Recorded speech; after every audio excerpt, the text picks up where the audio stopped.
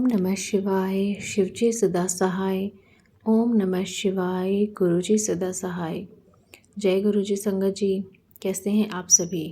स्वागत है आपका फ्रेग्रेंस ऑफ गुरुजी चैनल पर और मैं हूं आपके साथ मनीषा। तो संगत जी, आज हम शिव पुराण को आगे बढ़ाते हुए विद्येश्वर संहिता से अध्याय 9 को शुरू करते हैं। सदाचार, शौचाचार, स्नान, भस्म धारण, संध्या वंदन, प्रणव जप, गायत्री जप, दान, न्यायतः धनोपार्जन तथा अग्निहोत्र आदि की विधि एवं महिमा का वर्णन। ऋषियों ने कहा, सूत जी, जब आप शीघ्र ही हमें वह सदाचार ऋषियों ने कहा, सूत जी, अब आप शीघ्र ही हमें वह सदाचार सुनाइए जिससे विद्वान पुरुष पुण्य लोकों पर विजय पाता है। स्वर्ग प्रदान करने वाले धर्म में आचार तथा नरक का कष्ट देने वाले अधर्म में आचारों का भी वर्णन कीजिए। सूत जी बोले, सदाचार का पालन करने वाला विद्वान ब्राह्मण ही वास्तव में ब्राह्मण नाम धारण करने का अधिकारी है।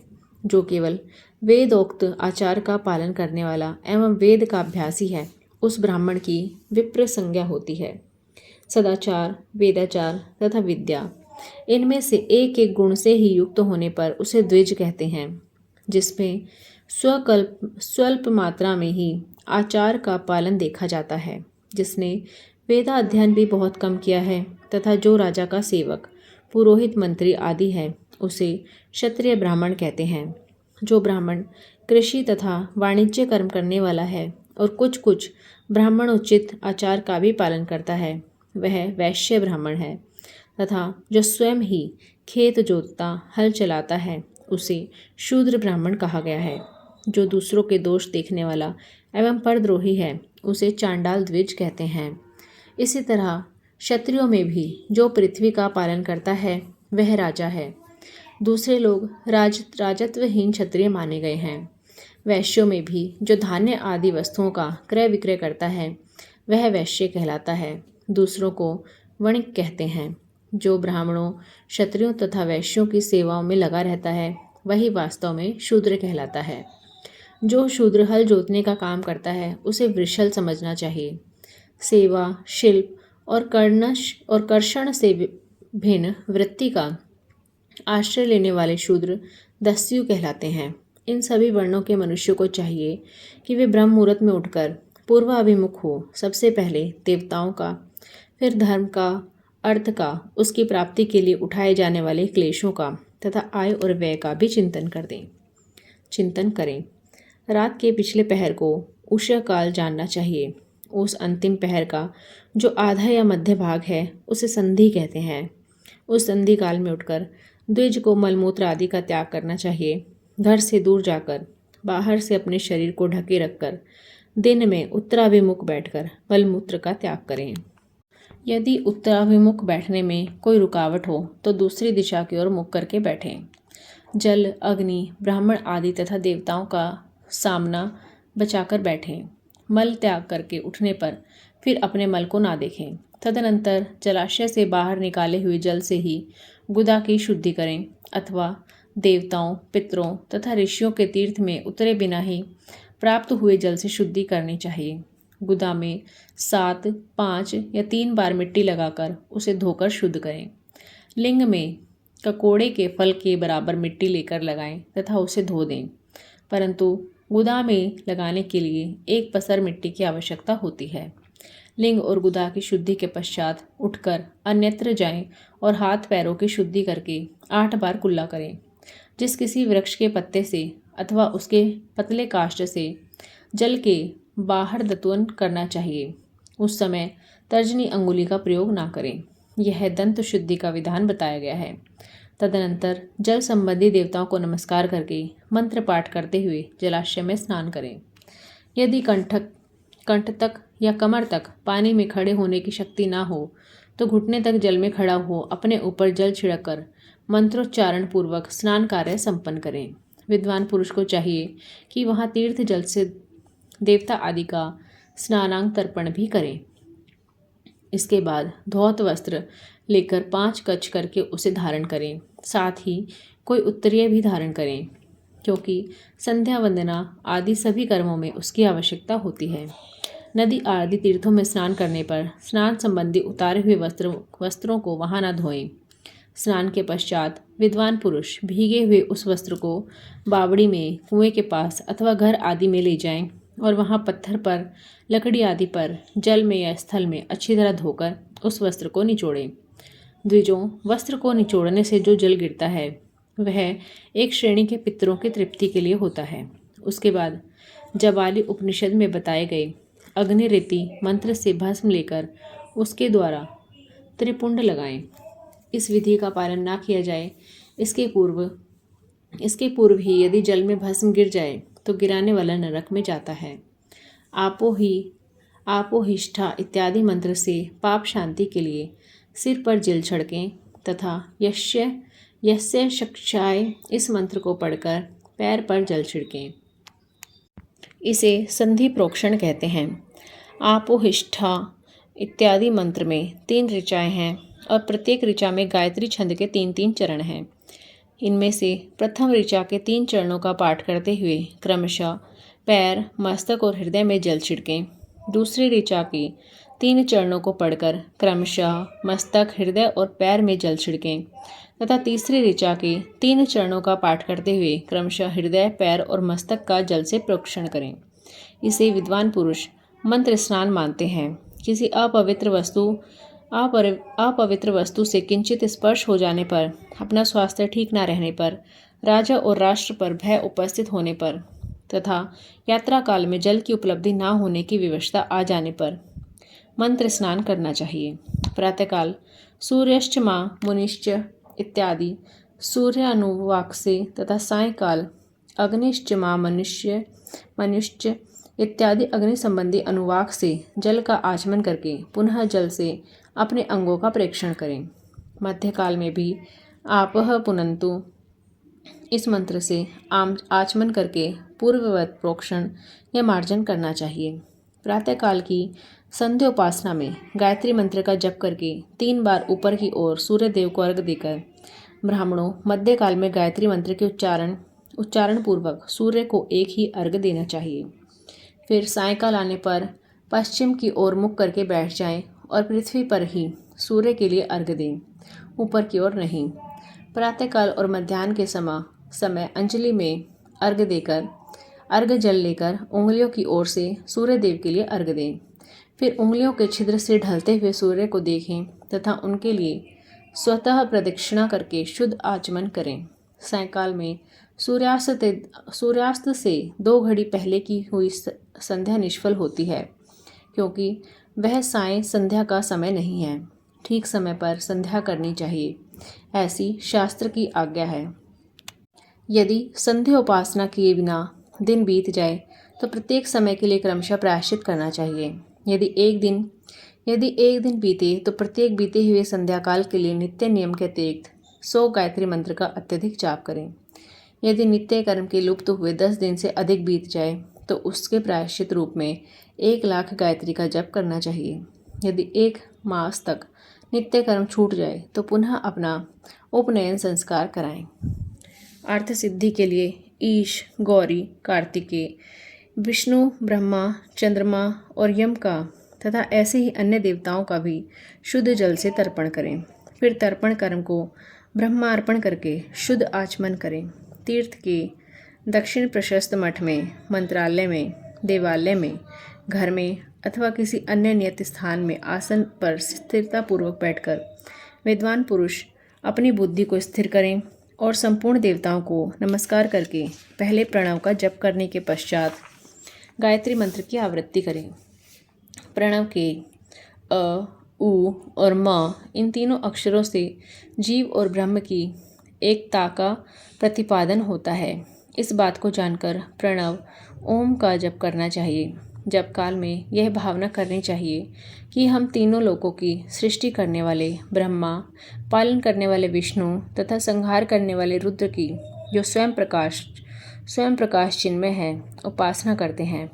यह ब्रह्म स्वरूप ओंकार हमारी कर्मेंद्रियों और ज्ञानेंद्रियों की वृत्तियों को, मन की वृत्तियों को तथा बुद्धि वृत्तियों को सदा भोग और मोक्ष प्रदान करने वाले धर्म एवं ज्ञान की ओर प्रेरित करें। प्रणव के इस अर्थ का बुद्धि के द्वारा चिंतन करता हुआ जो इसका जप करता है वह निश्चय ही ब्रह्म को प्राप्त कर लेता है, अथवा अर्थानुसंधान के बिना भी प्रणव का नित्य जप करना चाहिए। इससे ब्राह्मण तत्व की पूर्ति होती है। ब्राह्मणत्व की पूर्ति के लिए श्रेष्ठ ब्राह्मण को प्रतिदिन प्रातःकाल 1 सहस्त्र गायत्री मंत्र का जाप करना चाहिए। मध्याह्न काल में 100 बार और सायंकाल में 28 बार जप की विधि है। अन्य वर्ण के लोगों को अर्थात क्षत्रिय और वैश्यों को तीनों संध्याओं के समय यथासाध्य गायत्री जप करना चाहिए। शरीर के भीतर मूलाधार, स्वादिष्ठान, मणिपुर, अनाहत, आज्ञा और सहस्त्रसार ये 6 चक्र हैं। इनमें मूलाधार से लेकर सहस्त्रार तक 6 स्थानों में क्रमशः विद्येश्वर, ब्रह्मा, विष्णु, ईश, जीवात्मा और परमेश्वर स्थित हैं। इन सब में ब्रह्म बुद्धि करके इनकी एकता का निश्चय करें और वह ब्रह्म मैं हूँ ऐसी भावना पूर्वक प्रत्येक श्वास के साथ 100 अहम का जाप करें। उन्हीं विद्येश्वर आदि की ब्रह्मारंध्र आदि में तथा इस शरीर से बाहर भी भावना करें। प्रकृति के विकारभूत महामहत्व से लेकर पंचभूत पर्यंत तत्वों से बना हुआ जो शरीर है, ऐसे सहस्त्रों शरीरों का एक एक अजपा गायत्री के जप से एक एक के क्रम से अतिक्रमण करके जीव को धीरे धीरे परमात्मा से संयुक्त करें। यह जप का तत्व बताया गया है। 100 अथवा 28 मंत्रों के जाप से उतने ही शरीरों का अतिक्रमण होता है। इस प्रकार जो मंत्रों का जप है इसी को आदि क्रम से वास्तविक जप जानना चाहिए। सहस्त्र बार किया हुआ जप ब्रह्मलोक प्रदान करने वाला होता है, ऐसा जानना चाहिए। 100 बार किया हुआ जप इंद्र पद की प्राप्ति कराने वाला होता है। ब्राह्मणेतर पुरुष आत्मरक्षा के लिए जो स्वल्प मात्रा में जप करता है वह ब्राह्मण के कुल में जन्म लेता है। प्रतिदिन सूर्य स्नान करके उपयुक्त रूप से जप का अनुष्ठान करना चाहिए। 12 लाख गायत्री का जप करने वाला पुरुष पूर्ण रूप से ब्राह्मण कहा गया है। जिस ब्राह्मण ने 1 लाख गायत्री का भी जप ना किया हो उसे वैदिक कार्य में ना लगाएं।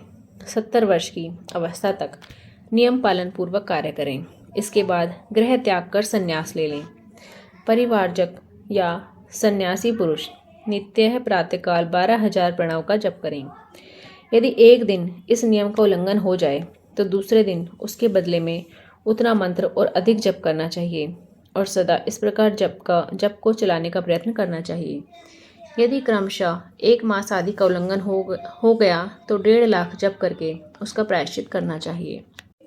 इससे अधिक 1 मास आदि का उल्लंघन हो गया हो तो 1.5 लाख जप करके उसका प्रायश्चित करना चाहिए। इससे अधिक समय तक नियम का उल्लंघन हो जाए तो पुनः नए सिरे से गुरु से नियम ग्रहण करें। ऐसा करने से ये दोषों की शांति होती है, अन्यथा वह रौरव नरक में जाता है। जो सकाम भावना से युक्त गृहस्थ ब्राह्मण है उसी को धर्म अथवा अर्थ के लिए यत्न करना चाहिए। मुमुक्षु ब्राह्मण को तो सदा ज्ञान का ही अभ्यास करना चाहिए। धर्म से अर्थ की प्राप्ति होती है, अर्थ से भोग सुलभ होता है, फिर उस भोग से वैराग्य की संभावना होती है। धर्म पूर्वक उपार्जित धन से जो भोग प्राप्त होता है उससे एक दिन अवश्य वैराग्य का उदय होता है। धर्म के विपरीत अधर्म से उपार्जित हुए धन के द्वारा जो भोग प्राप्त होता है उससे भोगों के प्रति आसक्ति उत्पन्न होती है। मनुष्य धर्म से धन पाता है, तपस्या से उसे दिव्य रूप की प्राप्ति होती है। कामनाओं का त्याग करने वाले पुरुष के अंतःकरण की शुद्धि होती है, उस शुद्धि से ज्ञान का उदय होता है, इसमें संशय नहीं है। सतयुग आदि में तप को ही प्रशस्त कहा गया है, किंतु कलयुग में द्रव्य साध्य धर्म दान आदि अच्छा माना गया है। सतयुग में ध्यान से, त्रेता में तपस्या से और द्वापर में यज्ञ करने से ज्ञान की सिद्धि होती है, परंतु कलयुग में प्रतिमा भगवत विग्रह की पूजा से ज्ञान लाभ होता है। अधर्म हिंसा दुख रूप है और धर्म सुख रूप है। अधर्म से मनुष्य दुख पाता है और धर्म से वह सुख एवं अभ्युदय का भागी होता है। दुराचार से दुख प्राप्त होता है और सदाचार से सुख। अतः भोग और मोक्ष की सिद्धि के लिए धर्म का उपार्जन करना चाहिए। जिसके घर में कम से कम 4 मनुष्य हैं, ऐसे कुटुंबी ब्राह्मण को जो 100 वर्ष के लिए जीविका, जीवन निर्वाह की सामग्री देता है, उसके लिए वह दान ब्रह्मलोक की प्राप्ति कराने वाला होता है। एक सहस्त्र चंद्रायण व्रत का अनुष्ठान ब्रह्मलोकदायक माना गया है। जो क्षत्रिय एक सहस्त्र कुटुंब को जीविका और आवास देता है, उसका वह कर्म इंद्रलोक की प्राप्ति कराने वाला होता है। 10,000 कुटुंबों को दिया हुआ आश्रय दान ब्रह्मलोक प्रदान कराता है। दाता पुरुष जिस देवता को सामने रखकर दान करता है, वह दान के द्वारा जिस देवता को प्रसन्न करना चाहता है, उसी का लोक उसे प्राप्त होता है। यह बात वेद वेत्ता पुरुष अच्छी तरह जानते हैं। धनहीन पुरुष सदा तपस्या का उपार्जन करे, क्योंकि तपस्या और तीर्थ सेवन से अक्षय सुख पाकर उसका उपभोग करता है। अतः मैं न्यायतः धन के उपार्जन की विधि बता रहा हूँ। ब्राह्मण को चाहिए कि वह सदा सावधान होकर विशुद्ध प्रतिग्रह, दान ग्रहण तथा याजन, यज्ञ कराने आदि से धन का अर्जन करे। वह इसके लिए कहीं दीनता ना दिखाए और न अत्यंत क्लेशदायक कर्म ही करे। क्षत्रिय बाहुबल से धन का उपार्जन करे और वैश्य कृषि एवं गोरक्षा से। न्यायोपार्जित धन का दान करने से दाता को ज्ञान की सिद्धि प्राप्त होती है। ज्ञान सिद्धि द्वारा सब पुरुषों को गुरु कृपा मोक्ष सिद्धि सुलभ होती है। मोक्ष से स्वरूप की सिद्धि, ब्रह्म रूप से स्थिति प्राप्त होती है, जिससे मुक्त रूप परमानंद का अनुभव करता है। गृहस्थ पुरुष को चाहिए कि वह धन धान्य आदि का सब वस्तुओं का दान करे। वह तृष्ण निवृत्ति के लिए जल तथा शुद्ध रूपी रोग की शांति के लिए सदा अन्न का दान करे। खेत धान्य, कच्चा अन्न तथा भक्ष्य, भोज्य, लेह और चोष्ट, ये 4 प्रकार के सिद्ध अन्न दान करने चाहिए, जिसके अन्न को खाकर मनुष्य जब तक कथा श्रवण आदि सदकर्म का पालन करता है, उतने समय तक उसके किए हुए पुण्य फल का आधा भाग दाता को मिल जाता है। इसमें संशय नहीं है। दान लेने वाला पुरुष दान में प्राप्त की हुई वस्तु का दान तथा तपस्या करके अपने प्रतिग्रह जनित पाप की शुद्धि कर ले, अन्यथा उसे रौरव नरक में गिरना पड़ता है। अपने धन के 3 भाग करे, एक भाग धर्म के लिए, दूसरा भाग वृद्धि के लिए तथा तीसरा भाग अपने उपभोग के लिए। नित्य, नैमित्तिक और काम्य, ये तीनों प्रकार के कर्म धर्मार्थ रखे हुए धन से करें। साधक को चाहिए कि वह वृद्धि के लिए रखे हुए धन से ऐसा व्यापार करे जिससे उस धन की वृद्धि हो तथा उपभोग के लिए रक्षित धन के से हितकारक, परिमित एवं पवित्र भोग भोगे। खेती से पैदा किए हुए धन का 10वां अंश दान कर दे, इससे पाप की शुद्धि होती है। शेष धन से धर्म, वृद्धि एवं उपभोग करे, अन्यथा वह रोरक नरक में पड़ता है। उसकी बुद्धि पापपूर्ण हो जाती है या खेती ही चौपट हो जाती है। वृद्धि के लिए किए गए व्यापार में प्राप्त हुए धन का 6वां भाग दान कर देने योग्य है। बुद्धिमान पुरुष अवश्य उसका दान कर दें। विद्वान को चाहिए कि वह दूसरों के दोषों का बखान ना करें। ब्राह्मणों को दोषवश दूसरों के सुने या देखे हुए छिद्र को भी प्रकट ना करें। विद्वान पुरुष ऐसी बात ना कहे जो समस्त प्राणियों के हृदय में रोष पैदा करने वाली हो। ऐश्वर्य की सिद्धि के लिए दोनों संध्याओं के समय अग्निहोत्र कर्म अवश्य करें। जो दोनों समय अग्निहोत्र करने में समर्थ हो वह एक ही समय करने में असमर्थ हो वह एक ही समय सूर्य और अग्नि को विधि पूर्वक दी हुई आहुति से संतुष्ट करें। चावल, धान्य, घी, फल, कंद तथा हविष्य इनके द्वारा विधि पूर्वक स्थाली पाक बनाएं तथा यथोचित रीति से सूर्य और अग्नि को अर्पित करें। यदि हविष्य का अभाव हो तो प्रधान होम मात्र करें। सदा सुरक्षित रहने वाली अग्नि को विद्वान पुरुष अजस्त्र की संज्ञा देते हैं अथवा संध्या काल में जप मात्र या सूर्य की वंदना मात्र कर लें।